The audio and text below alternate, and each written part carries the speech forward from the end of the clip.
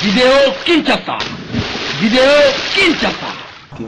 Naza na bande noire pour déclarer droit dans un accident, mutuka plan tout ça dans un accident en 2007.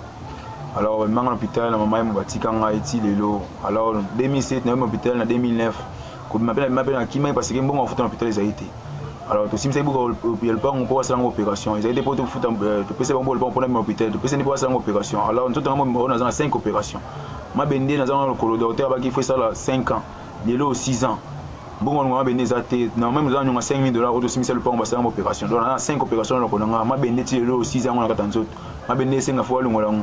Alors il y a un monde qui est Kinshasa, qui est déclaré dans le ministère du plan, et qui est dans la province, pour la province, on est à Kamwana, pas de manger, on va foutre un bon hôpital.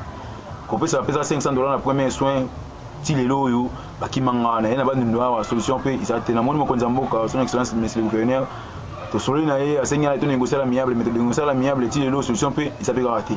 Ils ont $5 000 pour le pont, pour le traitement de la qui pour nous, tout plan de commission. Pour ça, je vais une solution. Tous les gens qui ont été on a fait ça à 5 ans. Les gens qui ont pas si na koka otambola te na comme film ba on comme singa buna sana bana nga mibale mama nga sali bande ko nga basali mwasi nga sali bana nga balotanga te po papa za te mama za na position te.